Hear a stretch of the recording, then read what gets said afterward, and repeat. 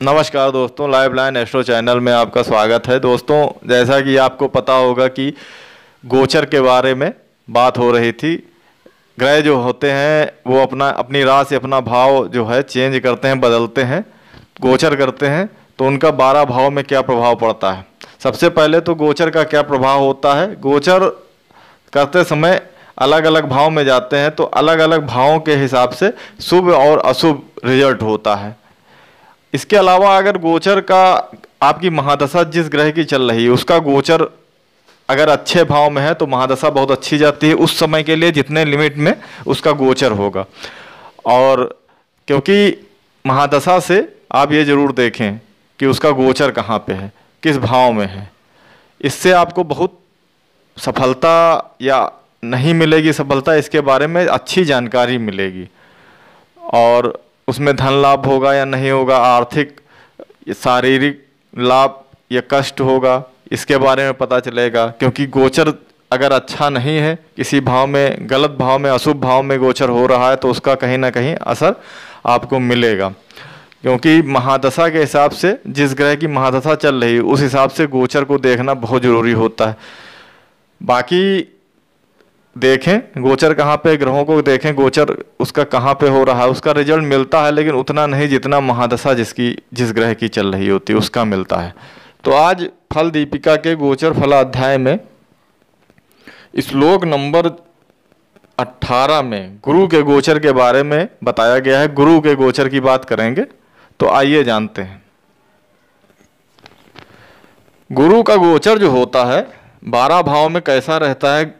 सबसे पहले बात करेंगे जन्म राशि में गुरु गोचर करे तो देश से बाहर निवास करने की मजबूरी, अपनी जगह से, घर से दूरी, धन हानि व शत्रुता होती है। इसी प्रकार से द्वितीय भाव में अगर गुरु गोचर करता है तो धन लाभ होता है, कुटुंब का सुख, अपनी वाणी में कुशलता, वचन चातुर्य से ही काम सिद्ध करने की योग्यता होती है। दूसरे भाव में बहुत अच्छा होता है गुरु का गोचर। तृतीय भाव में गोचर करता है अगर गुरु, तो पद प्रतिष्ठा में कमी होती है, अपनी जो अभीष्ट बातों की हानि, काम में विघ्न, रोग होता है पैदा तीसरे भाव में। इसी प्रकार से चौथे भाव में अगर गुरु गोचर करता है, चौथा भाव सुख का भाव होता है, तो इसमें भी बंधुओं से दुख, हीनता, चौपाए पशुओं या वाहनों से कष्ट होता है। 4 पैर वाले पशुओं से और वाहनों से कष्ट मिलता है।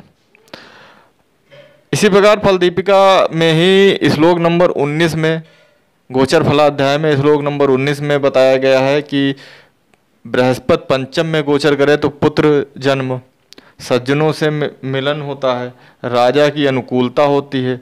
अब राजा की अनुकूलता तो अब वो समय नहीं रह गया कि राजशाही समय हो, तो इसमें जो मंत्री वगैरह होती हैं उनके लिए शुभ होता है। इसी प्रकार से छठे भाव में, जो छठा भाव होता है कुंडली का, उसमें अगर गुरु गोचर करता है तो शत्रुओं से पीड़ा मिलती है, अपनी जात बिरादरी या बंधुओं से पीड़ा होती है, रोग पीड़ा होती है, रोग मिलता है, अच्छा ये भी नहीं माना गया है। सप्तम भाव में गोचर करे अगर गुरु, सप्तम स्थान में अगर गुरु गोचर करता है तो शुभ कार्य, अच्छे उद्देश्य के लिए यात्रा, स्त्री के साथ प्रेम वृद्धि, पुत्र जन्म होता है, यह भी अच्छा माना गया। 7वें में, सप्तम में अगर गुरु गोचर करता है। 8वें में गुरु अगर गोचर करे तो रास्ते में कष्ट, अगर आप कोई यात्रा कर रहे हैं तो उसमें कष्ट मिलता है, अरिष्ट होता है, धन की कमी से कष्ट होता है, धन की कमी आपको प्राप्ति हो, धन की कमी आपको महसूस होगी, ये अच्छा नहीं माना जाता है। इसी प्रकार से गोचर फलाध्याय के ही श्लोक नंबर 19 में 9वें भाव के लिए, 10वें भाव के लिए, एकादश भाव के लिए दिया गया है कि 9वें भाव में गुरु गोचर करे तो सब प्रकार से सौभाग्य वृद्धि होती है, बहुत अच्छा माना गया है। और 10वें भाव में गुरु अगर गोचर करे तो धन जो होता है उसमें कष्ट होता है, स्थान संबंधी परेशानी होती है, पुत्रादि को, पुत्र वगैरह हैं अगर आपके तो उनको पीड़ा होती है, इसके बारे में बताया गया है। एकादश भाव में अगर गुरु गोचर करे तो स्थान, मान, सम्मानादि की प्राप्ति होती है।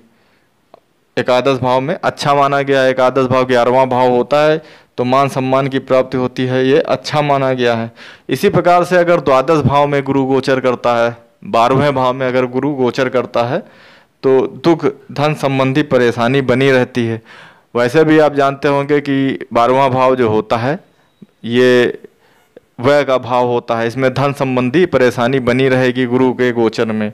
गुरु का गोचर जो होता है बहुत लॉन्ग पीरियड का होता है, इसमें मार्गी और वक्री जब होता है तो अलग बात है, वरना ये 1 साल के लिए एक ग्रह में, एक भाव में, एक राशि में प्रवेश करता है, लॉन्ग पीरियड तक होता है इसका गोचर।